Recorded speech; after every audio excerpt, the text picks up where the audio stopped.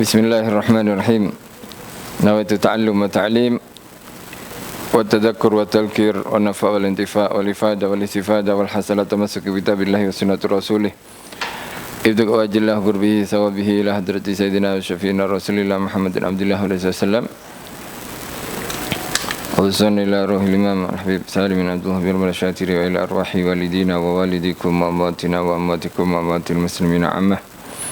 ومن أمر هذا المكان سابقا ولاحقا ومن تصدق فيه ومن عابد الله فيه إن الله يتغشاهم بالرحمة والمغفرة والجنة ويختم لنا ولكم بالحسنى في خير ولطف وعافية وإلى حضرة النبي محمد صلى الله عليه وسلم. الفاتحة.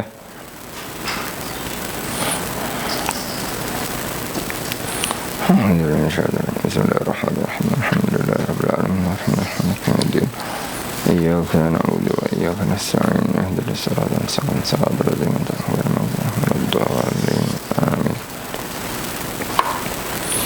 الحمد لله الذي هدانا لهذا وما كنا لنهتدي لولا أن هدانا الله. اللهم صل وسلم على سيدنا محمد مفتاح باب رحمة الله حدد ما في علم الله صلاة وسلاما دائمين بدوام ملك الله وعلى آله وصحبه ومواله ولا حول ولا قوة إلا بالله. رب اشرح لي صدري ويسر لي أمري واحلل عقدة من lisani yafqahu qawli amma ba'du. Yang dimuliakan oleh Allah Subhanahu wa taala, muslimin, muslimat, tuan-tuan, puan-puan rahimakumullah. Insyaallah pagi hari ini kita kembali mengkongsikan sirah Nabi, sirah baginda Nabi Muhammad sallallahu alaihi wasallam, dan insyaallah yang kita baca kitab Ar-Rahiqul Makhtum, karya daripada Syekh Saifur Rahman Al-Mubarakfuri. Dan kita dah sampai pada muka surat 51. Betul? Pasal yang keempat tu. Sahih. Nah. Jadi masuk pasal yang keempat mengenai suasana masyarakat Arab jahiliyah.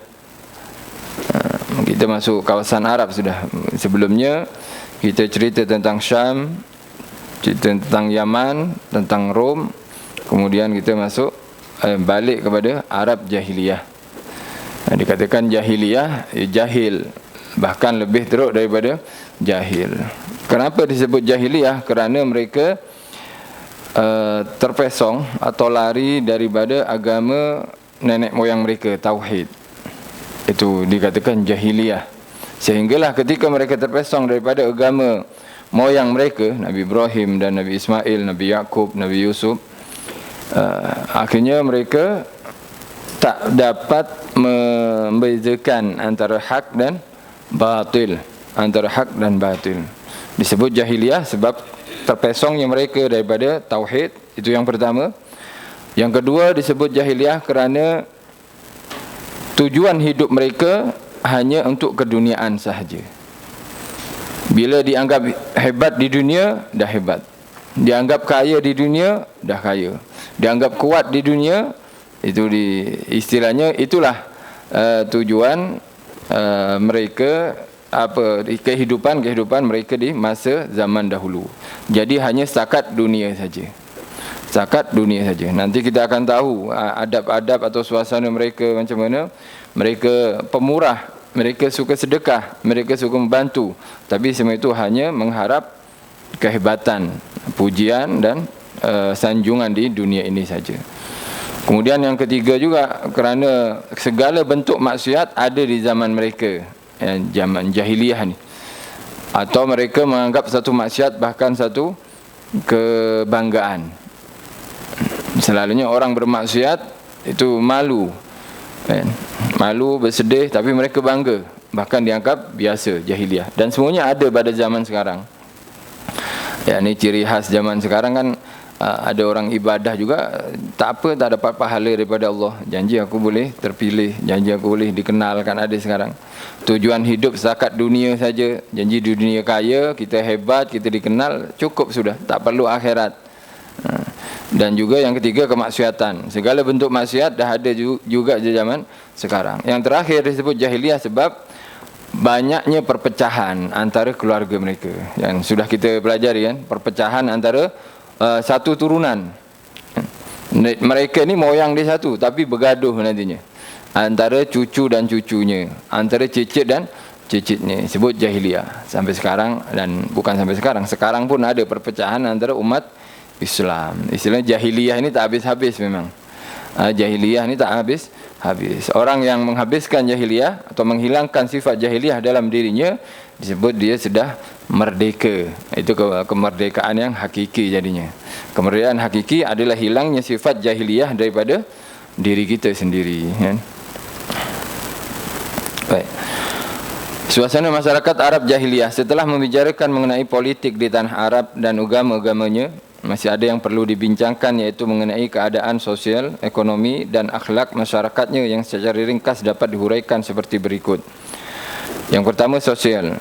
Dalam kalangan orang Arab terdapat berbagai-bagai hubungan sosial yang berbeza-beza antara satu sama lain.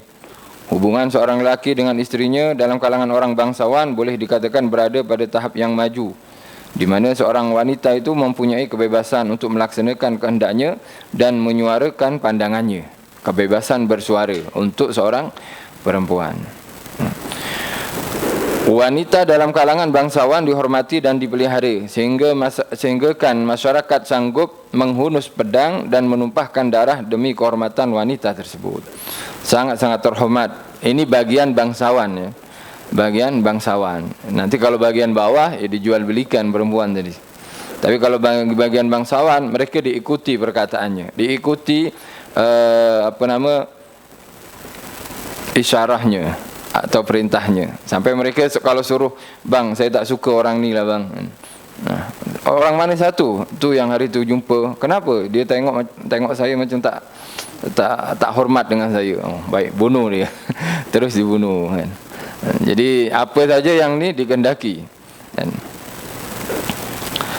seorang lelaki apabila hendak mengungkapkan puji-pujian yang dapat menaikkan kedudukan dan dalam kalangan orang Arab sebagai orang yang pemurah dan berani, maka kebanyakan masanya dihabiskan untuk berbicara mengenai wanita. Untuk berbicara tentang wanita, perempuan. Ya, perempuan, cakap tentang istrinya, tentang istilahnya tentang perempuan atau kehebatan perempuan. Maknanya perempuan itu memang di kalangan mereka hebatlah, sangat dihargai. Ada kalanya jika mahu, seorang wanita boleh mengumpulkan beberapa kabilah untuk berdamai. Ikut cakap mak-mak ini sudah. Dan juga jika mahu, dia boleh menyalakan api perbalahan sehingga mencetuskan peperangan dalam kalangan mereka. Jadi pegang kontrol kuat, kan, seorang perempuan. Walaupun begitu, golongan lelaki tetap dianggap sebagai ketua keluarga dan pembuat keputusan ke atas orang perempuan. Hubungan seorang lelaki dengan wanita melalui ikatan perkahwinan dikendalikan oleh wali wanita. Wanita tidak berhak menentukan pilihannya sendiri. Tapi masalah kahwin yang menentukan adanya walinya. Walinya maknanya bapa, ya, bapanya. Sebab ada jenis-jenis pernikahan. Termasuk pernikahan yang dilaksanakan oleh keluarga Nabi Muhammad SAW adalah pernikahan yang masih berlaku sampai sekarang, yakni keluarga perempuan atau keluarga lelaki, pihak lelaki akan mewakilkan wakil daripada keluarganya untuk memenang si perempuan, nanti bagi mahar. Bila dah bersetuju, bila kita nak buat kenduri perkahwinan, kahwin, walaupun akad dia bukan angkah tukar atau zawaj tukar, bukan macam tu, tapi pernikahan ini oleh Nabi Muhammad SAW dikekalkan sampai ke Islam. Bahkan para sahabat Nabi Muhammad SAW, bila masuk seorang sahabat laki dan perempuan, suami isteri masuk, Nabi tak bagi dia Nabi tak suruh dia untuk akad baru. Ya, ini maksudnya apa? Maksudnya pernikahan itu dikekalkan. Janji tak ada penghalang secara syar'i yang berkekalan. Contohnya bila mereka kahwin dengan antara adik-beradik, maka oleh syarak, oleh Nabi akan dipisah. Atau pernikahan yang melebihi kuota 4, kan ada yang kahwin sampai 10 orang masuk Islam. Macam mana isteri? Pilih 4, yang lain talak. Jadi bukan 4 tu suruh akad baru, tak. Kekal 4 tu tak, yang boleh kekal tapi 4 sahaja. Yang 6 ente tinggal. Maknanya apa? Tak, pernikahan tu memang diakui dalam Islam. Oleh itu kalau ada orang kafir masuk Islam tak perlu akad baru sudah. Tak perlu akad baru, melainkan nantinya kalau masuknya itu tak bersamaan. Contoh suami dulu masuk Islam, akhirnya iddah habis kan bukan istrinya sekarang. Oh istrinya menyesal dia akhirnya masuk Islam selepas iddah. Ini kena akad baru. Sebab dihukumi berpisah. Tapi kalau serentak seperti itu dan dianggap dalam fikah pun disebutkan kalau sekiranya di agamanya memang dianggap sah, ya sah. Dianggap sah. Itu pernikahan jahiliyah pun diakui oleh Rasulullah SAW.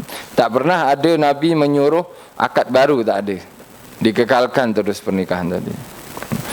Walaupun banyak jenis pernikahan di dalam jahiliyah. Ada nikah tu nikah tukar. Maksudnya bila ada seorang ayah miliki anak perempuan, lepas tu kawan dia pun ada anak perempuan, tukar anak. Saya nak kahwin dengan anak awak boleh? Boleh, dengan syarat saya kahwin anak awak juga. Tanpa mahar. Tanpa mahar, itu masalah kalau tanpa mahar. Kalau kadang bukan dengan anak, adik dia. Awak ada adik perempuan ya? Oh, ini juga minat saya. Awak ada tak? Ada. Jomlah kita kahwin. Saya kahwinkan awak dengan adik saya, kahwinkan saya dengan adik awak. Atau akak macam itulah. Tapi tanpa mahar kan. Sebetulnya boleh je dalam Islam, tapi apa yang salah dalam jahiliyah tanpa mahar. Jadi sebab mahar orang dulu kan mahal. Jadi macam ni je lah, bagi adik awak, aku bagi adik aku. Macam itulah kononnya lah, barter. Ini yang tanpa mahar, ini yang tak sah dalam Islam. Dalam Islam tak sah. Sekarang boleh kalau ada mahar.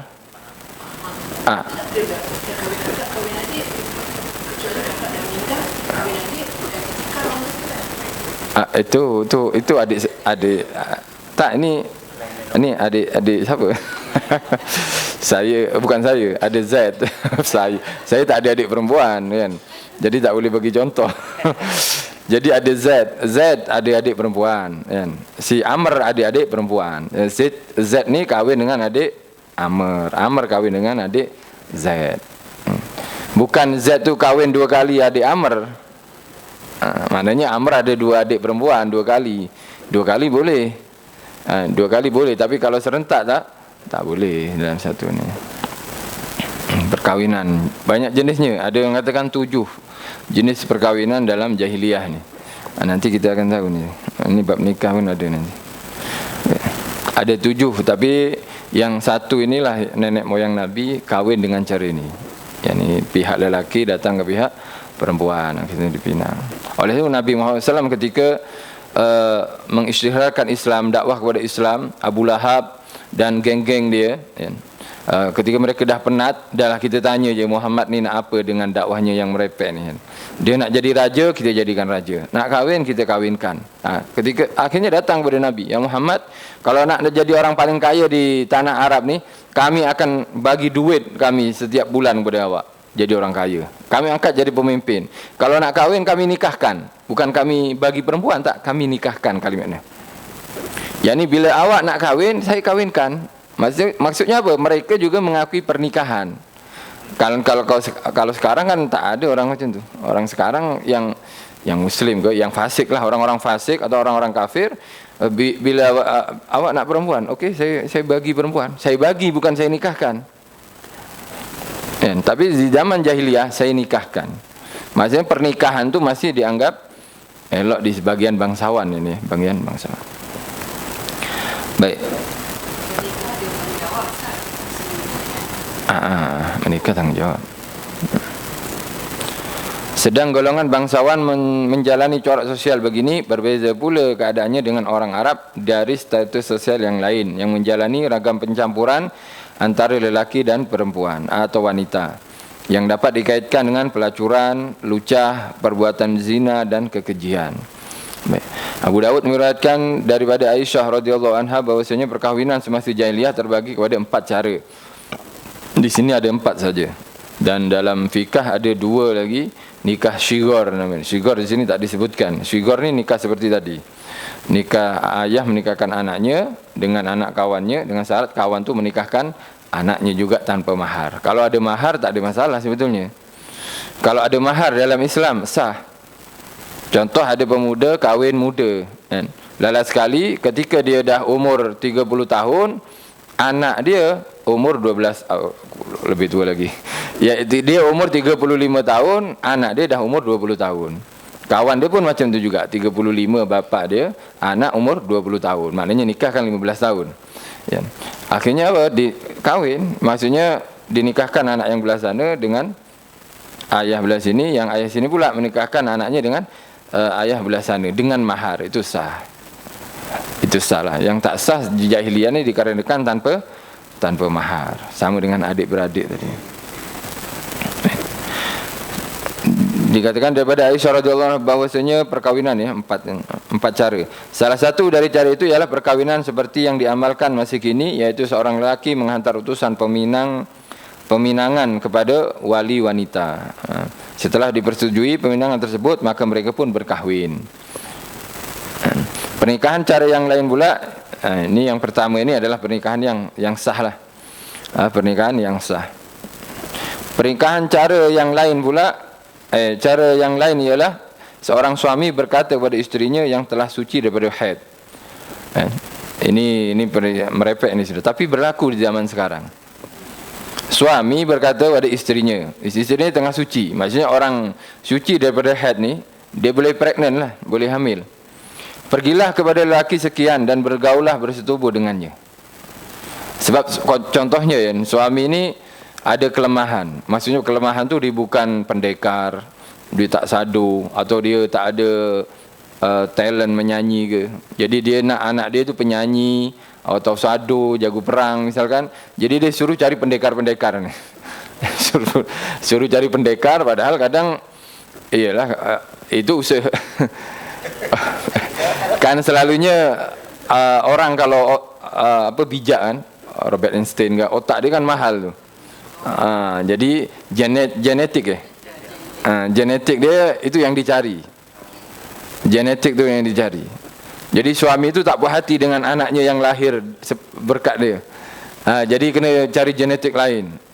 Jadi Spiderman ke, jadi apa ke anak dia. Kokok boleh jadi macam tu kan. Jadi dia suruh pergi macam tu je. Suruh bergaul, awak gaul dengan dia, lepas tu dibiar sampailah hamil. Kalau dah hamil, baru suami yang sah tu menggauli balik isterinya. Dapat gen tu lah.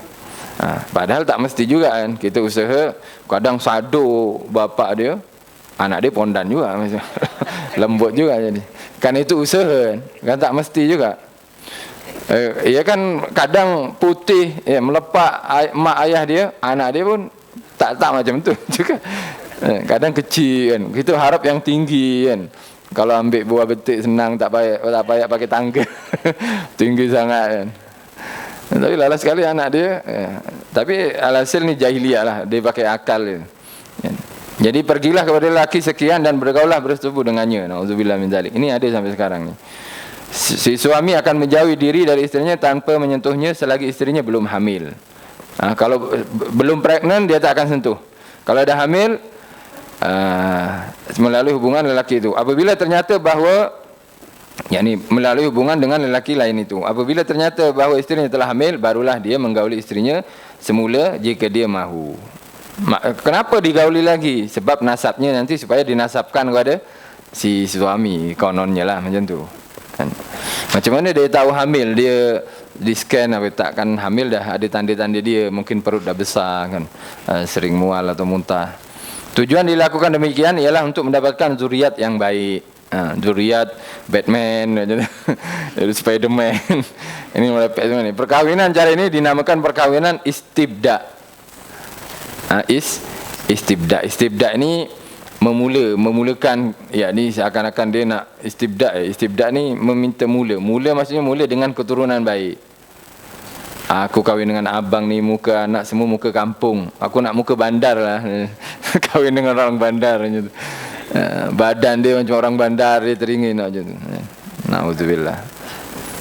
Ini sekarang berlaku kan. Berlaku di Asia, di kawasan Asia, orang Muslim pun ada berlaku ni. Tapi lebih kepada na'udzubillah min zalik, adalah kan.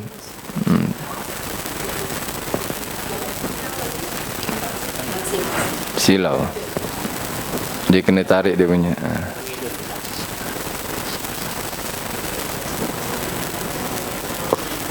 Okey lah.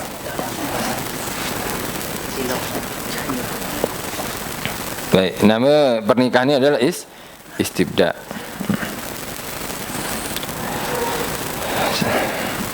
Naudzubillah, sampai jahiliyah pun ada sekarang kan. Isterinya kan dibagi pada orang, kadang tukar isteri kan ada.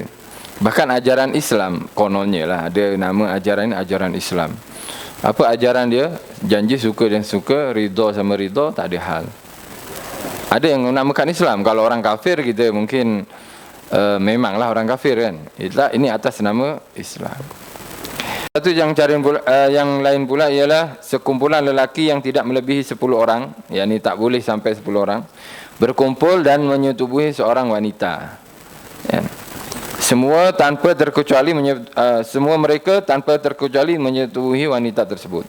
Apabila wanita itu hamil dan melahirkan anak, maka dihantarnya utusan kepada lelaki-lelaki tadi. Tidak seorang pun lelaki itu yang berupaya mengelak diri, melainkan semuanya terpaksa akan berkumpul di sisi wanita tersebut. Kemudian wanita itu akan berkata kepada mereka, kamu semua tahu apa yang kamu lakukan dan sekarang aku telah melahirkan anak.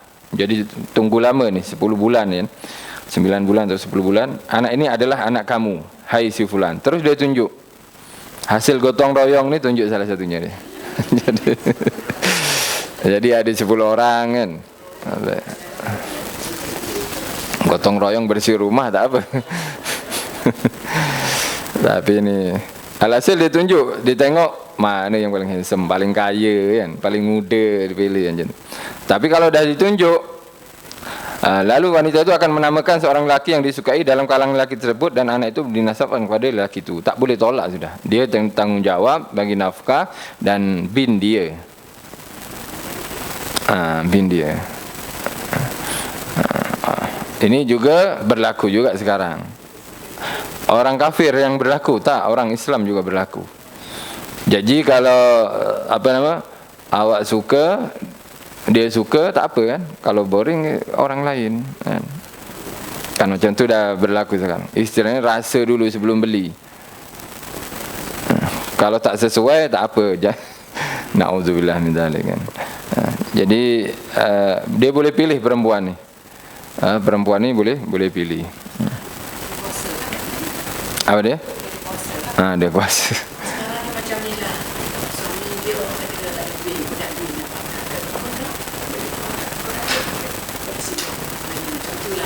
pakai. Itu lebih kurang. Waalaikumsalam.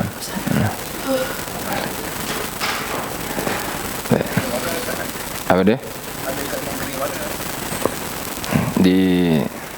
Di Asia sebetulnya. Harap bukan Malaysia. Malaysia tak ni lagi. Yang ketiga ni Malaysia, wallahu alam tak ada mungkin. Baik, cara perkahwinan yang seterusnya ialah ramai lelaki datang untuk menyetubuhi seorang wanita. Wanita itu tidak menghalang siapa saja lelaki yang datang kepadanya. Wanita ini ialah wanita-wanita pelacur. Alhamdulillah. Mereka memasang bendera di pintu rumah sebagai tanda kepada siapa yang mau menyetubuhi mereka. Ya. Jadi ada tanda. Dan jadi mereka tak buat terang-terang sebetulnya. Mereka buat. Jadi ada tanda bendera warna pink, warna pelangi ke, LGBT. Maknanya kalau ada bendera ni, siapa masuk boleh. Kan? Tak ada aib. Orang sana tak ada aib. Biasa sudah. Dah biasa. Kalau masuk saja. Macam masuk restoran saja. Apa dia? Orang guna lampu.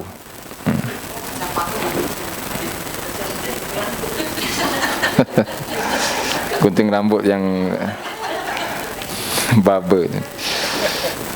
Baik. Apabila wanita itu hamil dan melahirkan anak, maka semua lelaki itu akan berkumpul di sisinya. Lalu diajarlah mereka melihat keirasan anak tersebut. Ini lebih logik lagi lah. Tak main tunjuk je. Tengok kulit dia, tengok mata dia, tengok hidung dia kan. Setelah itu wanita tersebut akan menasabkan anak itu kepada lelaki yang seiras wajahnya dan anak itu dipanggil sebagai anaknya. Terus bin. Jadi kena register dulu. Nama siapa? Kan nama siapa, bagi nombor phone, nanti kumpul kalau dah ada anak lahir. Kan kena register. Kalau tak register kan lupa nanti namanya. Isi biodata, data diri. Lelaki yang ditentukan itu tidak akan membantah keputusan yang dibuat. Apabila Allah Subhanahu Wa Taala mengutuskan Nabi Muhammad sallallahu alaihi wasallam, maka Rasulullah SAW telah menghapuskan kesemuanya bentuk perkawinan masyarakat jahiliyah, melainkan cara perkawinan yang serupa dengan cara perkawinan Islam hari ini. Yang pertama, ini alhamdulillah ya. Ada juga cara yang seperti orang sekarang juga yang rasa dulu tu. Istilahnya mereka bergaul dengan ada dikatakan pernikahan musahabah, persahabatan. Jadi kalau dah cinta, suka sama suka, tak ada masalah.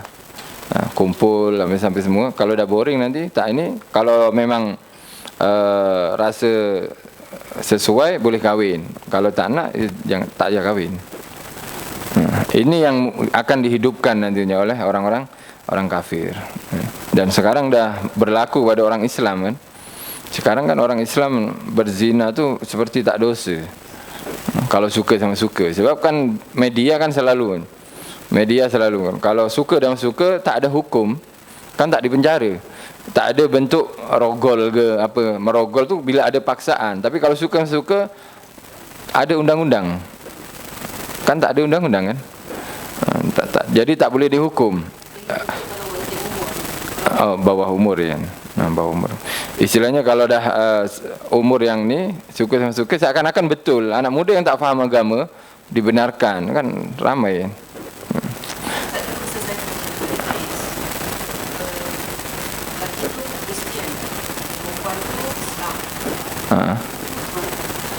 Pernikahan beza agama tak sah.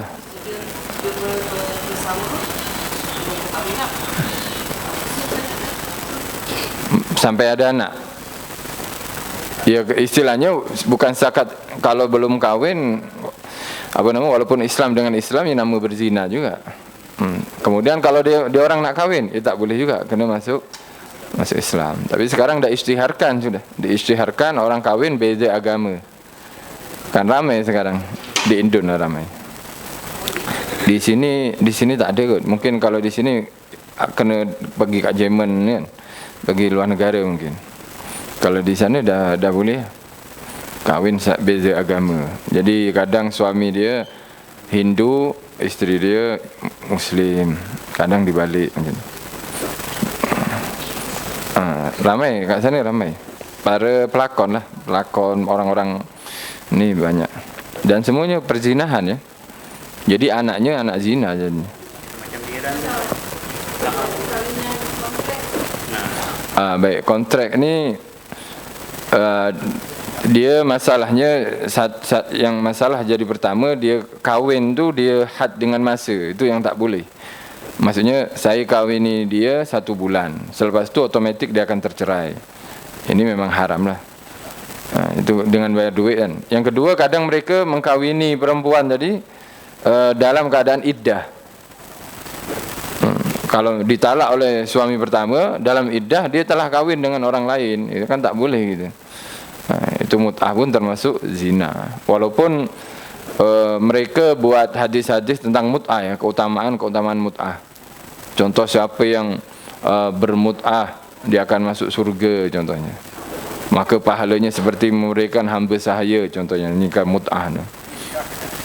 Iyalah mereka. Kita sebetulnya apa bedanya dengan ahli sunnah wal jamaah?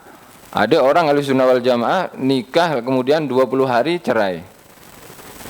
Kan ada juga macam tu kan. Ya, bedanya kita tak menentukan masanya. Mereka dalam akad tu memang ada masanya, di waktu memang. Jadi otomatik bila waktu tu dah berlalu, terlepas itu habis talak. Kalau kita kan tak. Oleh itu nikahnya beza sikit je.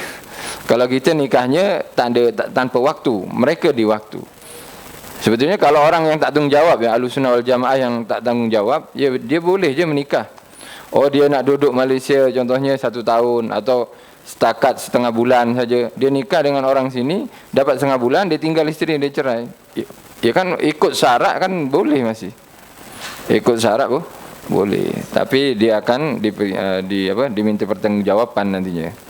Bila si isteri yang dia kahwini ada anak, kena tanggungjawab. Sebab nasab dah bersambung kepada dia. Pendidikan anak, nafkah anak, semuanya wajib dia tanggungjawab.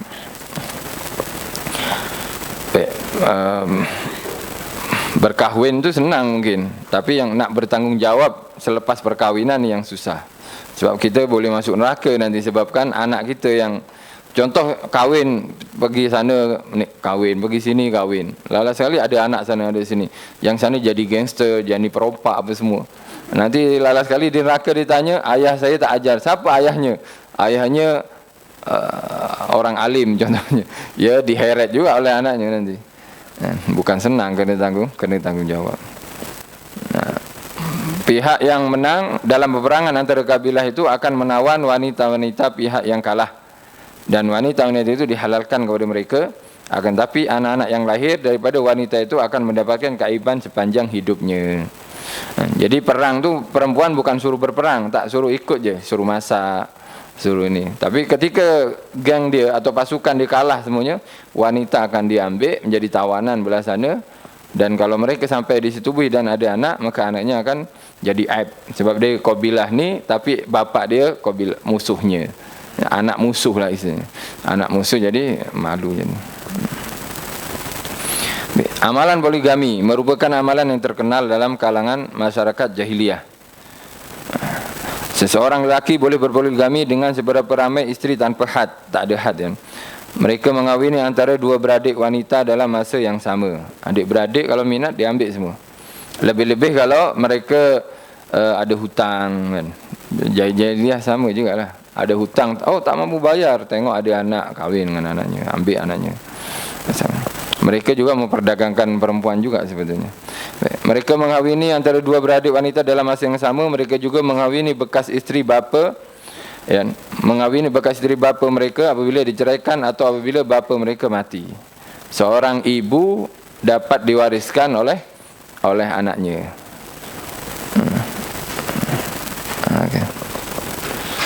Macam ni, orang tak ada tanggungjawab Tanggungjawab macam mana? pada anak yang lain.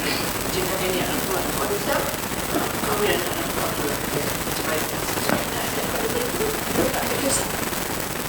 Tidak kena anak. Pokok anak tak ada kisah. Ya, isteri dia kan dikahwin. Wallahu a'lam, nanti kalau suaminya sayang ya jadi sayang juga.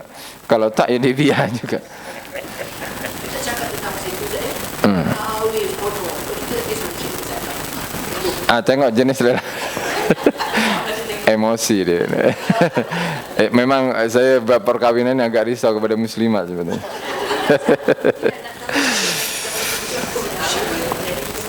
Iyalah itu ikut individu lelaki masing-masing. Jadi ada kalanya lelaki tu kalau dah suka dengan isteri yang ni ya dia sayang, dia manja dia. Pandai-pandailah cari perhatian suami dia. Ini tentang nikah adik-beradik sebab Allah berfirman menafikan atau membatalkanlah pernikahan adik-beradik ini secara serentak. Bilangan talak pula tidak mempunyai had yang tertentu. Isteri tak ada had, talak pun tak ada had. Talak pun tak ada had. Jadi akhirnya perzinahan dah berlaku kan. Kalau orang dah menalak isterinya tiga talak, patutnya kahwin dulu dengan orang lain, ada muhallil. Tapi dia tak kahwinkan dengan orang lain, dia terus dia berhubungan, dia zina terus. Atau dia kahwin lebih daripada 4. Sampai sekarang kan ada yang isteri dia 10, ada yang 11 kan. Ada, memang ada. Ya, di Indonesia semua ada kat sana.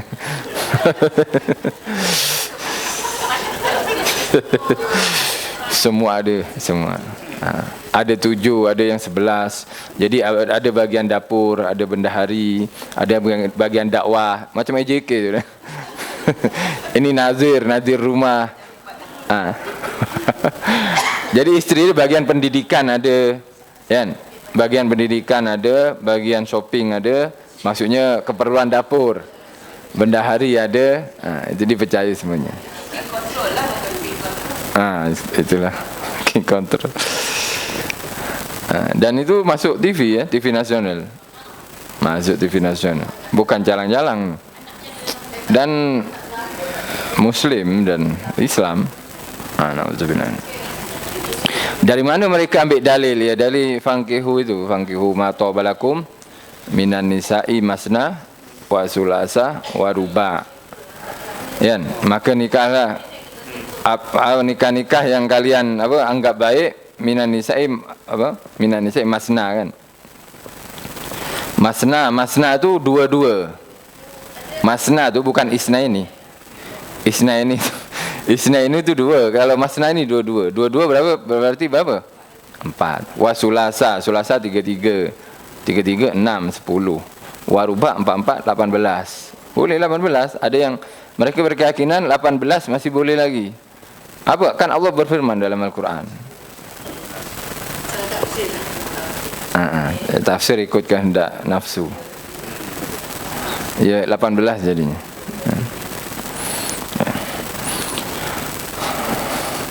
Bilangan talak pula tidak mempunyai had yang tertentu. Dalam hal ini Allah SWT berfirman, A'udzubillahi minasyaitonirrajim, surah An-Nisa. Wala tankihu ma nakaha aba'ukum minan nisa'i illa ma qad salaf innahu kana fahisyatan wa maqtaw wa sa'a sabila. Maksudnya, dan janganlah kamu berkahwin dengan wanita-wanita yang telah dinikahi oleh bapa kamu, ibu tiri mungkin ya. Kalau ibu sendiri mungkin dianggap ibu. Kan mereka kahwin tanpa had. Tengok ibu tiri dia ada yang muda, yang seumuran dengan anaknya. Ya jadi warisan, jadi harta pusaka. Dinikahi oleh bapa kamu kecuali apa yang telah berlaku pada masa yang lalu. Sesungguhnya perbuatan itu adalah satu perkara yang keji dan dibenci oleh Allah SWT, serta menjadi seburuk-buruk jalan yang dilalui dalam perkahwinan. Illa ma qad salaf ya. Qad salaf yakni pernikahan, contohnya ini adalah istri ayah tapi pernikahan yang tidak sah kemudian masuk Islam. Lepas tu anak tu minat kepada mantan istri, bukan mantan istri sebetulnya. Mantan istri tak sah daripada ayahnya, itu masih diperbolehkan.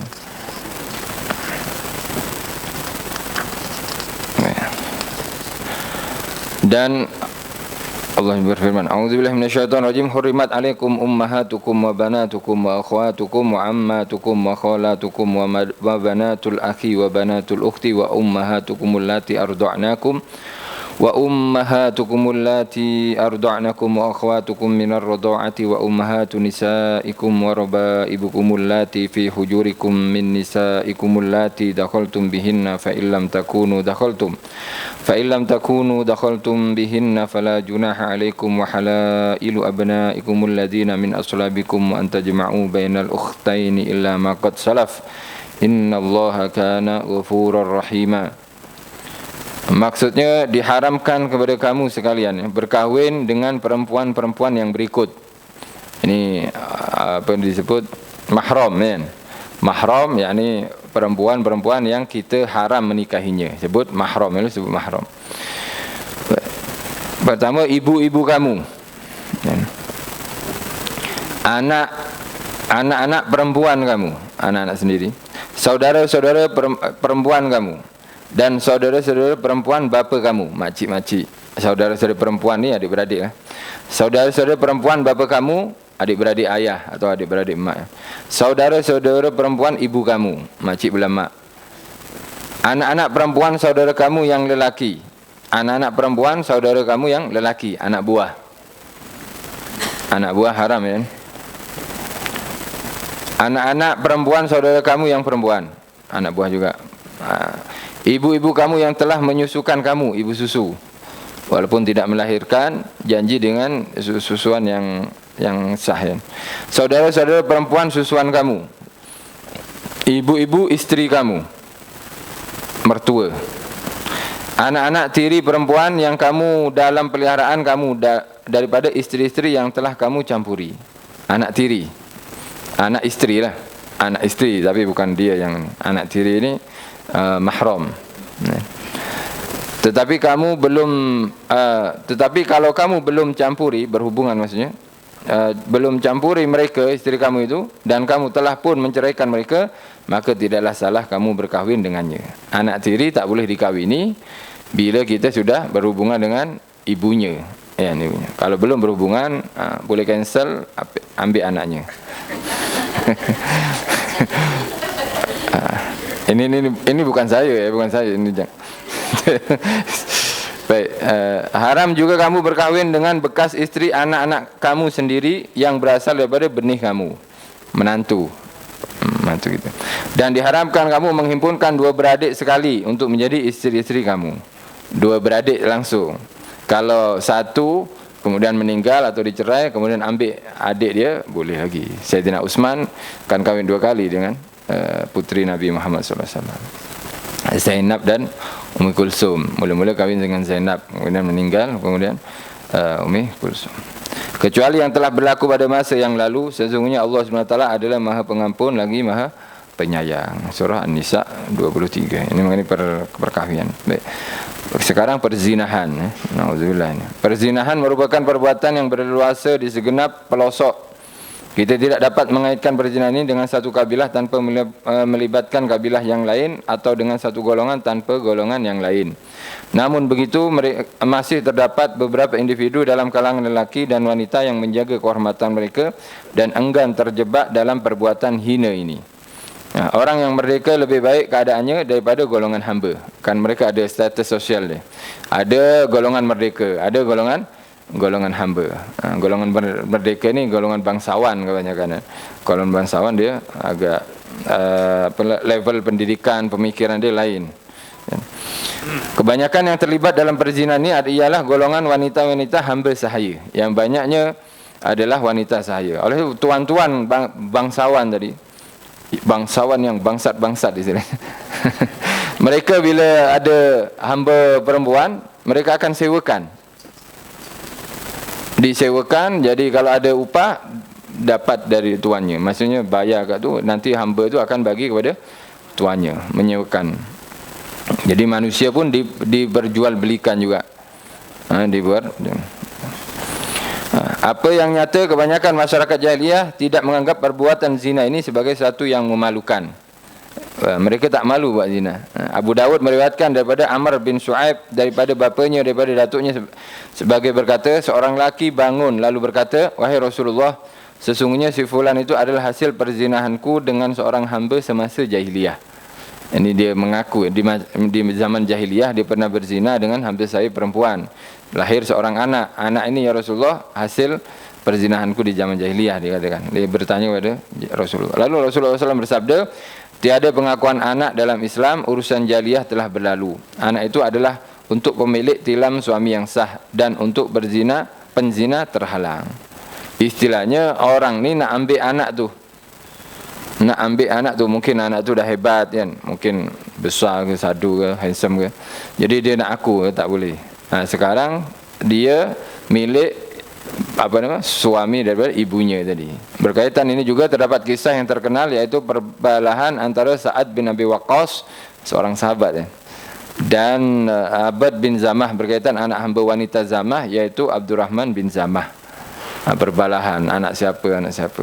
Tapi ini tentang sahabat kan. Ini zaman jahiliyah lah. Zaman jahiliyah, Sayyidina Umar pun zaman jahiliyah banyak buat kemungkaran. Ya, masa jahiliyah dimaafkan semuanya, sudah dimaafkan semuanya. Lala sekali menjadi pasti menjadi penduduk ahli surga, Sayyidina Umar bin Khattab. Jadi bukan sedikit ya orang yang mengadu kepada Nabi tentang perzinahan ni. Bahkan yang minta izin zina kan ada juga kepada Rasulullah. Minta izin, ya Rasulullah bagi saya izin untuk berzina. Akhirnya semua sifat, Masya Allah, akhlak baginda Nabi Muhammad SAW ini, orang perompak boleh menjadi penderma, yang suka mengambil, ini suka membagi, seperti Abu Dzar Al-Ghifari. Ada Abu Dzar, ada Abu lah. Lupa pula. Abu Dzar Al-Ghifari ni kan duduk di kawasan Al-Ghifar. Nama dia kan Jundub bin Junadah. Nama asal Abu Dzar ni kan Jundub bin Junadah, seorang perompak besar. Tapi ketika masuk Islam, dididik oleh Rasulullah menjadi orang penderma. Bahkan Masya Allah, orang-orang yang penjahat paling baik. Sayyidina Umar yang suka pukul orang apa semua, suka membantu orang. Sampai pernah Sayyidina Umar ni ketika jadi khalifah, Sayyidina Umar Khattab jadi khalifah, kemudian dia kan suka ronde kawasan dia, tengok Madinah macam mana. Akhirnya dia mendengar suara baby menangis, yang baby menangis yang ibunya memasak tu. Tapi bukan masak apa, dia ambil pasir, dia masukkan ke Allah jatuh. Kan? Ambil pasir dimasukkan ke periuk kan, waktu digoreng macam tu. Digoreng. Kemudian anak mama lapar. Jaklah, ini tak masak lagi, tak dengar ke suara apa nama periuk ni. Akhirnya anak tu tunggu, lamanya mama, tunggu sabar, kau tidur dulu. Akhirnya tidur budak tu. Dia sambil apa? Sambil mengacau pasir tu, dia bersair tentang Sayyidina Umar. Kurang ajar engkau ya Umar, engkau tidur sedap, anakku kelaparan, kami ini rakyat. Dah macam tu kan istilahnya. Engkau tengah sedap, engkau akan diminta pertanggungjawaban diminta pertanggungjawaban nanti di akhirat. Sayyidina Umar dengar, ya Allah, dia mencaci saya. Ya. Tapi dia menangis Sayyidina Umar. Padahal Sayyidina Umar kalau ada orang salah kan terus dipenggal Sayyidina Umar. Tapi dia dia terus balik ke Baitul Mal dengan ada orang yang ikut dia, apa nama, bodyguard dia, bukan bodyguard, kawan dia. Akhirnya dia ambil gandum banyak-banyak, ya, kemudian diangkat sendiri. Kawan dia cakap, biar aku yang angkat ya khalifah. Tak perlu kau yang angkat, sebab aku yang akan tanggung jawab nanti di akhirat. Akhirnya dia masuk balik lagi kat rumah tu. Ibu tu terus diketuk pintunya tengah malam macam tu. Sayyidina Umar masakkan terus. Dan ibu tu tak tahu yang masak ini, yang bantu tu Sayyidina Umar. Dia masih, ini memang kurang ajar khalifah kita ni. Dia cakap, ini kita kelaparan, dia tak tahu, dia senang je duduk tidur kat ni kan. Tengah selesa, dah kenyang apa semua. Sayyidina Umar diam je. Dia walaupun dicaci, dimaki, terus masak. Bahkan budak tu dikejut Sayyidina Umar, disuap oleh Sayyidina Umar. Dan ibunya tak berhenti, dia geram sangat dengan khalifah masa tu. Tapi Sayyidina Umar lah sekali tak diketahui kan, ikhlasnya. Macam mana Sayyidina Umar yang ni dididik oleh baginda Nabi Muhammad SAW, orang yang angkuh kan, tak ada belas kasih, boleh jadi macam ni. Dicaci tu diam dia. Dicaci oleh sampai diam, didikan oleh Nabi. Jadi terbalik memang berkat didikan Nabi Muhammad SAW. Hubungan seorang lelaki dengan anaknya pula beraneka bentuk. Ada dalam kalangan mereka yang mengatakan, sesungguhnya anak-anak kita di kalangan kita adalah jantung hati kita yang berjalan di atas bumi. Suatu yang sangat berharga lah. Ada daripada kalangan mereka yang menanam anak perempuannya hidup-hidup. Ini Sayyidina Umar punya kerja juga pernah kan. Kerana bimbangkan keaiban dan kesukaran membiayai anak-anak itu. Sayyidina Umar kalau ingat benda ni, dia menangis lah. Sebab kenapa? Sebab Sayyidina anak tu ditanam bukan masih baby, bukan kecil lagi, dia agak besar, dah comel, 3 tahun, 2-3 tahun dah boleh jalan. Itu ditanam. So kalau baby seakan-akan budak lemah sangat. Kata Sayyidina Umar, kenapa menangis? Ya, sebab saya ketika nak tanam anak saya ni, saya cakap dengan dia, jom ikut ayah. Nak pergi mana ayah? Kita jalan-jalan lah. Oh, jalan-jalan. Pakai baju cantik ayah ya. Pakailah baju cantik. Mandi anak tu. Pakai baju cantik. Cantik 3 tahun. Kemudian diajak ke padang pasir. Oh, ayah kenapa main padang pasir? Kita main pasir dulu. Sayyidina Umar gali ni. Dan anak perempuan ikut menggali juga. Ayah, adik bantu ya. Adik tolong. Dibantu oleh anaknya. Dibantu. Kemudian adik baring sana ya. Adik baring sana, ditanam terus. Hidup-hidup. Mengingat tu, dia tengok anak tu seronok bantu bapak dia. Kita saja bantu anak kita, bantu basuh pinggan saja. Basuh, ya, budak kecil, anak basuh pinggan kan menitik juga air mata, sedih, bahagia kan. Ini tak dibantu dengan seronok. Oh, asik lah ya, kotor-kotor kan suka budak. Lalas sekali suruh baring, ditanam sekali. Sebab takut aib. Sayyidina Umar dia pendekar kan, jagoan di zaman jahiliyah. Jadi tak boleh ada. Akhirnya ketika melihat ni dia menangis. Satu perkara lagi yang dia tertawa ketika melihat patung, dia buat roti dari patung kan. Patung daripada roti kan. Jadi bentuk pernah dia lapar tu makan tangan belah kanan dia. tangan Tuhan dia dimakan, itu yang lawak. Dan kemudian tangan kiri, kakinya habis semua. Lala sekali saya pikir Tuhan saya dalam perut saya pula kan. Itu yang Sayyidina Umar gelak. Kalau ingat yang ni anak ditanam tu dia menangis. Padahal anak perempuan ni boleh menjadi kunci surga seorang ibu dan ayah kan. Ada yang membunuh anak-anak mereka kerana takutkan kefakiran seperti yang disebutkan di dalam Al-Quran. A'udzubillahi minasyaitonirrajim. Qul ta'alau atlu ma harrama rabbukum 'alaikum alla tusyriku bihi syai'a wa bil walidaini ihsana wa la taqtulu auladakum min imlaq nahnu narzuqukum wa iyyahum wa la taqrabul fawahisha ma zahara minha wa ma batan wa la taqtulun nafsal lati harramallahu illa bil haqq dzalikum wasaqum bihi la'allakum ta'qilun. Maksudnya katakanlah wahai Muhammad, marilah aku bacakan apa yang telah diharamkan oleh Tuhan kamu kepada kamu, yaitu janganlah kamu mempersekutukan Allah. Pertama, mensyirikkan Allah dengan sesuatu pun.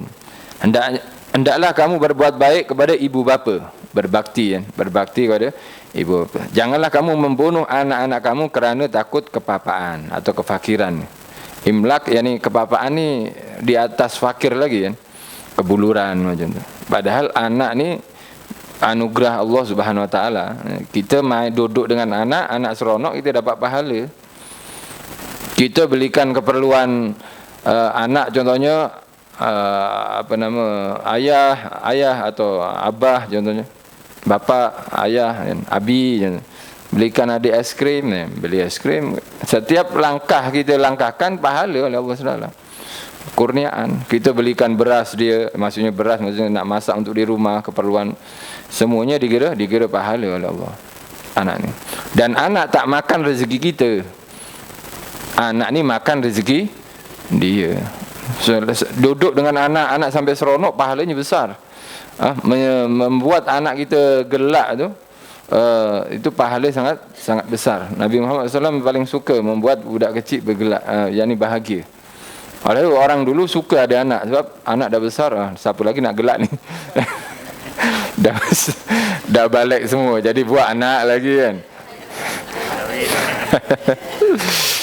Tapi buat cucu. Tapi kilang dah lama Ustaz, ambil kilang baru. Ini tak ada, kat sini tak ada, insya-Allah. Alhamdulillah. Baik, istilahnya anak tu satu kurniaan, dapat pahala besar kita ada anak ni. Lebih-lebih anak perempuan. Jangan orang sekarang berfikiran anak tu makan rezeki kita. Tak, anak bawa rezeki kan? Anak ni bawa rezeki sendiri. Buktinya kita ada anak tu semakin senang hidup kita. Dan semakin senang. Dulu susah sangat nak beli kereta ni. Ada anak senang pula. Anak pertama, anak kedua dapat rumah, anak ketiga. Kalau macam tu beli dapat anak. Tapi kena ini ya, kena yakin dan tanggungjawab lah pastinya. Dan Allah, Nabi Muhammad SAW menyunahkan atau menggalakkan kepada kita memperbanyak anak tadi, sebab Nabi akan bangga dengan mereka semuanya. Janji dididik ya, bukan buat saja, didik saja. Kalau janganlah kamu membunuh anak-anak kamu kerana takut kepapaan. Sebenarnya kamilah yang memberi rezeki kepada kamu dan kepada mereka. Ini janji Allah ni. Yang beri rezeki itu kepada kita dan mereka adalah Allah. Janganlah kamu mendekati perbuatan keji seperti zina, sama ada yang terang maupun yang tersembunyi. Dan janganlah kamu membunuh jiwa orang yang diharamkan, yakni membunuh orang yang diharamkan oleh Allah SWT membunuhnya. Ada orang yang kita halal membunuhnya, seperti kafir harbi kan? Kafir yang memerangi Islam, selalu mengganggu orang Islam.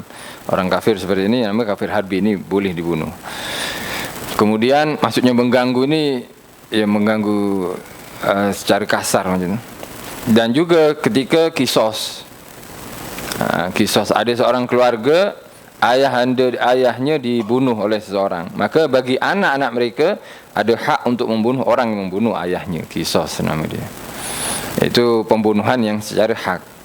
Adapun secara batil maka diharamkan, melainkan dengan jalan yang hak yang dimurahkan oleh syarak seperti kisos tadi.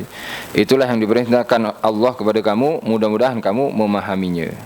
A'udzubillahi minasyaitonir rajim. Wa idza busyira ahadun bil unsa dhalla wajhuhu muswaddan wa huwa kadzim yatawara minal ghammi min su'i ma busyira bih ayumsikuhu ala hunin am yadussuhu fit turab ala sa'a ma yahkumun. Maksudnya apabila dikabarkan kepada mereka seorang daripada mereka bahawa dia beroleh anak perempuan, ya, ada berita, oh anak awak perempuan ni, isteri awak melahirkan anak perempuan contohnya, maka wajahnya menjadi hitam merah padam, malu maksudnya. Malu. Dalam keadaan menahan perasaan, marahnya dalam hati. Ini geram sudah, nak buat apa ni kita? Dia bersembunyi daripada orang ramai kerana berita buruk yang disampaikan kepadanya. Apakah dia akan memelihara anak tersebut dalam keadaan hina, nak biarkan sampai besar tapi saya dalam kehinaan, atau dia akan menanamnya hidup-hidup di dalam tanah? Pilihan dua saja. Kalau nak biarkan anak ni hidup, maknanya awak akan hina untuk selamanya. Kalau tak nak hina, tanam dia. Ingatlah sungguh jahat apa yang mereka putuskan itu. Surah An-Nahl. Kenapa mereka merasa hina dengan perempuan? Kerana perempuan ni seperti barang wakaf. Kan zaman jahiliah kan kahwin gotong royong macam tadi tu. Kemudian disewa oleh orang, kemudian boleh dirasa banyak ramai lelaki. Akhirnya mereka hina. Oh, itu anak awak ke? Gelak-gelak. Oh, saya dah rasuk. Contohnya macam tu lah. Ya, malu kan mereka. Akhirnya supaya tak ada rasa malu tersebut, atau tak dihina oleh, anak awak tak boleh lah, tak boleh pakai, tak boleh guna contohnya. Akhirnya mereka daripada elak benda ni, mereka bunuh lah. Mereka bunuh.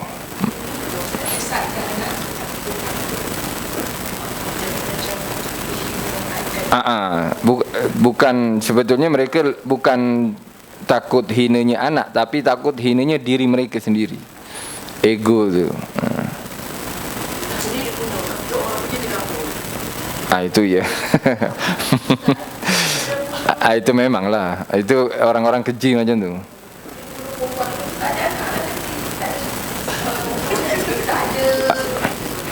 Tak ada zuriat.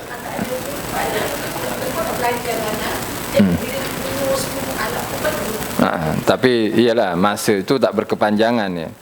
Tak sampai beberapa tahun, tak sampai beribu tahun atau semua, tak. Jadi ini kawasan Arab kan. Ini kawasan Arab. Adapun di luar lagi teruk ini. Di Rom misalkan, di Syam atau di China misalkan. Ya kan mereka sampai, isteri mereka sampai 3,000. Raja-raja Ming, ya, dinasti Ming itu dikatakan bukan isteri, selir dia. Ya isteri lah kan. Gundik ya. Gundik dia sampai 3,000 kan. Agak-agak kalau 3,000 ni bila masa dia mandi wajib kan. Tapi itu tak perlu bayangkan lah. Itu 3,000. Baik, dan Allah berfirman, a'udzubillahi minasyaitonirrajim. Wala taqtulu auladakum khasyata imlak nahnu narzuquhum wa iyyakum inna qatlahum kana khit'an kabira. Inna qatlahum kana khit'an kabira. Wa idzal mau'udatu su'ilat, dalam ayat yang lain. Maksudnya janganlah kamu membunuh anak-anak kamu kerana takutkan kepapaan. Ini tanda tak ada iman lah kalau bunuh anak takut miskin. Ada di Indon juga jadinya. Seorang ibu meracun anaknya 4 orang. Sebab kenapa? Barangan naik selepas Covid ni. Jadi buat breakfast macam tu, dibubur racun semua. Lala sekali ibu dia juga makan. Jadi mati berjamaah. Tapi ibu dia tak sempat makan ya. Dibawa penjara. Dihukum penjara. Bertudung.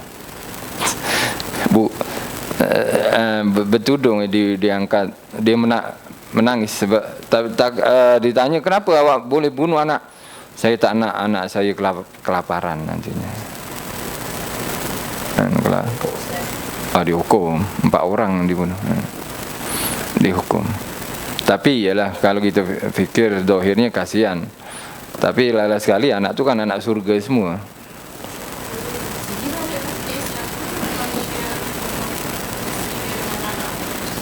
Sebab takut juga kan.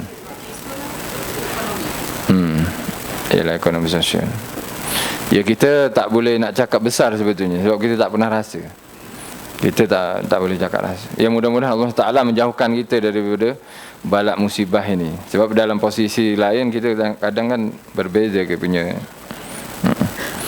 Jadi dibunuh. Tapi lala sekali memang anaknya masuk surga kan, anak tak bersalah masuk surga. Wallahu alam nanti di anak surga kan akan tarik emak dia nantinya.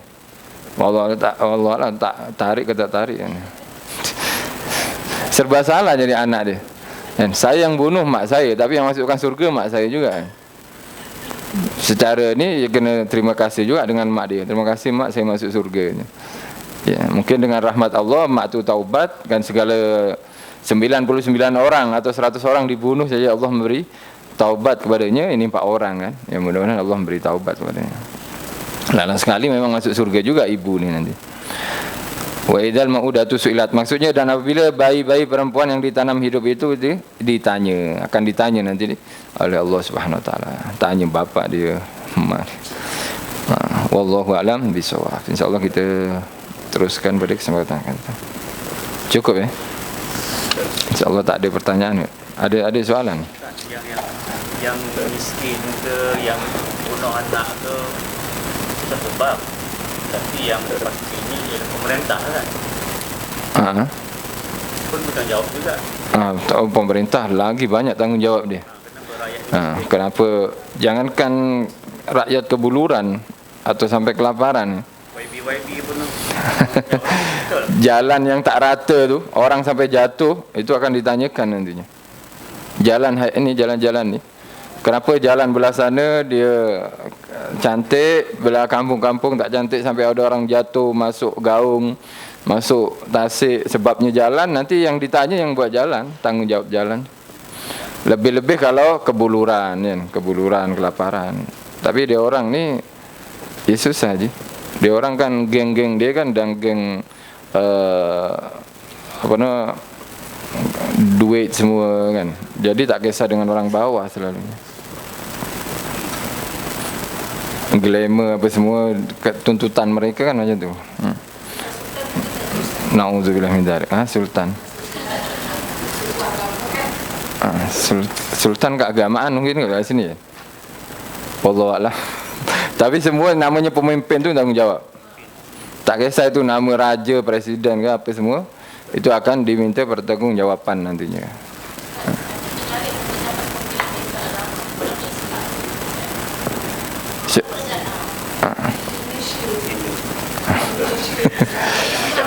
Ya tak ada masalah, tak ada. Memang betul.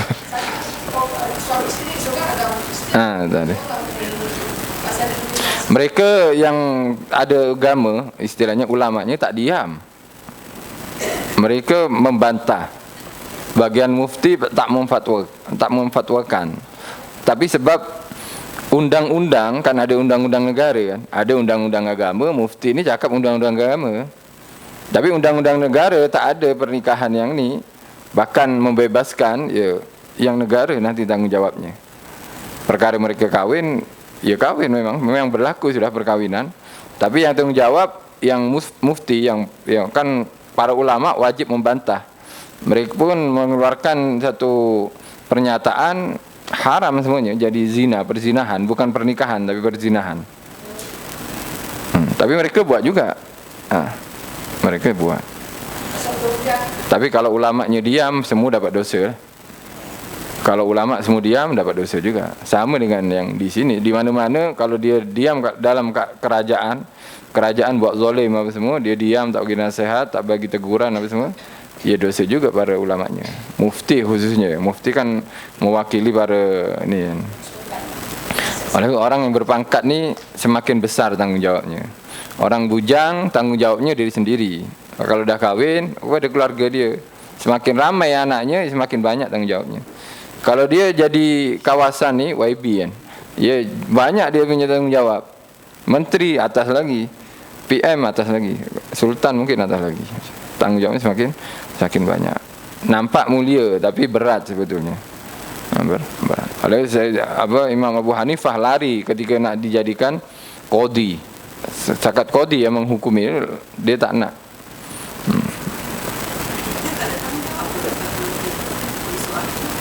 Apa dia? Kita ikut hadis Nabi ya. Bila ada satu kemungkaran, kita kena rubah dengan tangan. Tapi kita tangan ni maksudnya kena batalkan apa nama, contoh ada konsert tu kan. Kita batalkan, kita cancel dia punya ni audition, kalau ada kita kena buat juga dengan tangan, atau kalau tak dengan lisan. Siapa nak dengar kita sekarang? Ya, paling kurang kita mungkin kalau ada kemungkaran yang ni, kita message bagi komen yang ini tak betul lah. Kalau tak boleh sudah dengan hati. Tapi ingkar tu wajib bila ada satu kemungkaran. Bila kita mampu dengan tangan, ya contohnya kepada anak kita sendirilah. Anak sendiri tak solat, ni mampu kita nak pukul dia. Kalau anak orang kita pukul, masuk lok, bahaya nanti. Ya, istilahnya dengan lisan mungkin, dengan lisan kalau anak orang. Itu pun kalau didengar, kalau tak dengar ya sudah. Anak sendiri pun kadang tak dengar kan. Anak sendiri pun kadang tak dengar, ya sudah dengan hati doa-doakan itu. Wallahu a'lam. Macam negara itu tidak terlalu sebenarnya besar. Maknanya ataupun dan dia tak hukum dia itu macam saja. Kalau saya Malaysia sampai kita buka, ada kita dapat balik ni kan Ustaz dan susah. Ya. Tak apa, itu sudah kan ada yang mengurusinya sudah. Kan ada yang ngurus kan. Jadi kalau kita ni sebetulnya tak perlu, jangan istilahnya ya ni secara lembut nih, lembut tapi kasar sikit lah. Secara lembutnya kita jangan mengurus benda yang sudah diurus. Last sekali apa? Urusan kita tak terurus. Tak, bukan menjaga urusan orang, tapi kita jangan mengurus benda yang sudah diurus. Puncanya urusan kita tak terurus. Apa urusan kita? Ya kita tak mengaji kan, kita tak berzikir, kita tak beribadah kepada Allah, asyik bincang sajak je hari-hari. Tak ada kerja. Ini sebetulnya saya tak nak sebut, tapi dia pun tak ghibah Ustaz. Sebab dia pun istihar kan, menampakkan kefasikan kan, termasuk boleh di ini. Tapi elok ditinggal. Dah tersebut di sini kan. Istilahnya hari-hari nak cakap benda tu ya, fadi kita baik cakap subhanallah daripada sajat subhanallah, subhanallah, subhanallah. Ditukar. Ini baru kita urusan kita sendiri. Ya kadang kita ni sibuk kan. Kita kan bukan ahli politik kan. Kita ni bukan menteri, tapi sibuk ini jalan, ini politik macam ni aku tak suka. Kalau awak ahli politik, awak ada kesan, cakaplah. Kalau tak ada, baik astagfirullah. Istilahnya benda tu kan ada yang urus kan. Ada hakim, ada apa. Tapi kita Masya Allah nak tak tahu nak apa, nak buang masa kot. Nak buang. Ada kita stres tau. Kalau kita fikir politik kan, orang politik ni ini dah korupsi, ni ambil duit apa, kita dah tak ada mood dah. Ibadah tak ibadah apa, sebab apa benda macam ni je. Iya dengan lisan dengan lisan tu kiranya ada kesan. Kalau dengan lisan bukan ada kesan tapi buang masa je, baik jangan sudah. Buat bosan. Ya kan macam tu kan.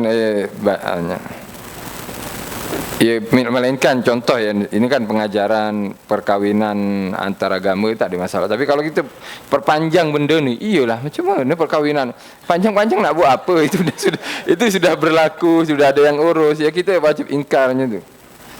Lala sekali urusan kita tak terurus, kita hatam tak hatam, 1 bulan ni tak hatam lagi Al-Quran.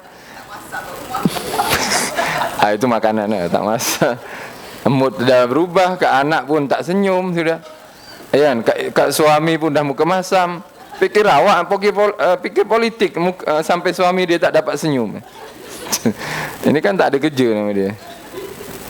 Istilahnya jangan mengurus benda yang sudah diurus. Jangan biasakan mengurus benda yang sudah diurus. Wah ini masuk penjara lah Ustaz, ini rogol ini. Sudah, itu aib orang tu sudah. Ada apa pula kita nak urus aib orang kan? Tapi ini salah Ustaz. Awak pun salah, buang masa je. Itu dah masuk penjara, dah ditangkap, dah ada urusan dia, sudah selesai. Antara dia dan Allah, kalau dia taubat sekarang dia dah bersih dosanya kalau betul-betul taubat. Yang kita sibuk dengan kesalahan dia tu buat apa kan? Itu yang itu kebanyakan kita sibuk dengan orang kan. Bukan sibuk dengan urusan orang, bukan. Tapi sibuk dengan benda yang sudah diurus tu. Mengurus benda yang sudah diurus. Bukan pada siapa-siapa ni, pada saya juga ya.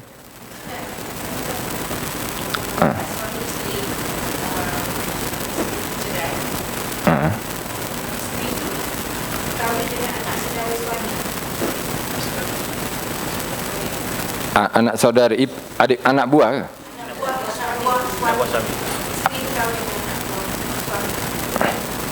Anak buah suami mahram ke? Jawab. Anak buah suami tak mahram. Tak mahram, boleh kahwin. Boleh. Apa dia? Dia tak boleh salam kan? Maknanya boleh kahwin. Betul. Bukan mahram. Kalau anak buah tu yang mahram kan. Anak buah suami tak. Anak buah ipar istilahnya. Boleh kahwin.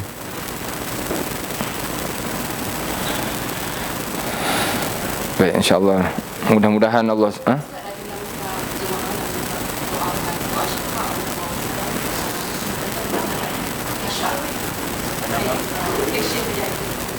insya-Allah. Kita doakan sama-sama insya-Allah.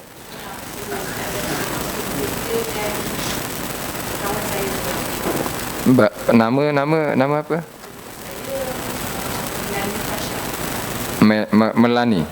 Melani Tasha. Laini Abdul Aziz. Puan Laini Abdul Aziz. Melani Tasha.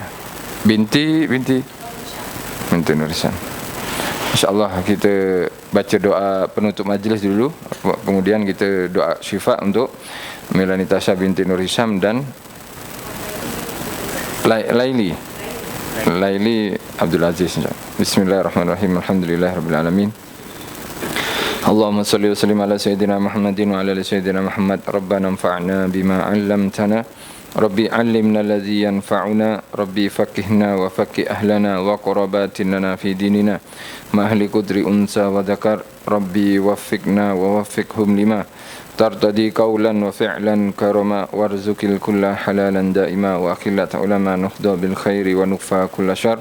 Rabbana aslih lana kulla syu'un wa aqir rabbir ridha minkal uyun waqdi anna rabbana kullad duyun qabla an ta'tiyana rusulul manun waghfir wastur anta akramu man satar wa salatullahi tawshal mustafa man ilal haqqi da'ana wal wafa بكتاب فيه للناس شفاء وعلى الآل الكرام الشرفاء وعلى الصحب المصابيح الغرر اللهم اهدنا بهداك واجعلنا ممن يسارع في رضاك ولا تولنا وليا سواك ولا تجعلنا ممن خالف أمرك وعصاك وحسبنا الله ونعم الوكيل ولا حول ولا قوة إلا بالله العلي العظيم وصلى الله على سيدنا محمد وعلى آله وسلم الحمد لله رب العالمين.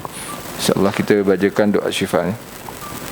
Bismillahirrahmanirrahim. Alhamdulillahirabbil alamin. Allahumma shalli ala sayyidina Muhammadin tibbil qulubi wa dawaiha wa afiyatil abdan wa shifaiha wa nuril absar wa diaiha wa qutil arwah gidaiha wa ala alihi wa sahbihi wa sallim. Allahumma rabban nas azbil bash ishfi anta shafi wa afi antal muafi la syai'un illa shifa'u shifa'an la yughadiru saqaman wa la alama. Allahumma rabban nas azbil bash ishfi anta shafi wa afi antal muafi la shifa'an illa shifa'u shifa'an la yughadiru saqaman wa la alama. Allahumma rabban nas azbil bash ishfi anta shafi wa afi antal muafi la shifa'an illa shifa'u shifa'an la yughadiru saqaman wa la alama. Nas'alullah al-azim rabbal arshil azim an yashana wa iyyahuma. Nas'alullah al-azim rabbal arshil azim an نسأل الله العظيم رب العرش العظيم أن يشفينا وإياهما. نسأل الله العظيم رب العرش العظيم أن يشفي لنا وإياهما.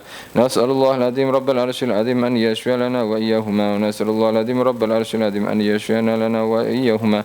نسأل الله العظيم رب العرش العظيم أن يشفينا لنا وإياهما. نسأل الله العظيم رب العرش العظيم أن يشفينا وإياهما ويشفي مرضانا ويقضي حاجاتنا ويغفر ذنوبنا ويستر ربنا ويسع أرزاقنا ويطيل أمورنا ويسع أرزاقنا برحمتك يا أرحم الراحمين وصلى الله على سيدنا محمد وعلى آله وسلم الحمد لله رب العالمين الفاتح بنت الشفاء إلى ميلان تشاء نور هشام وليلي عبد العزيز إن الله يشفي مرضاهم إلى حضرة النبي محمد صلى الله عليه وسلم الفاتحة بسم الله الرحمن الرحيم الحمد لله رب العالمين إياك نعبد وإياك نستعين اهدنا الصراط المستقيم صراط الذين أنعمت عليهم آمين. Terima kasih semuanya, jazakumullah khairan katsira atas perhatiannya.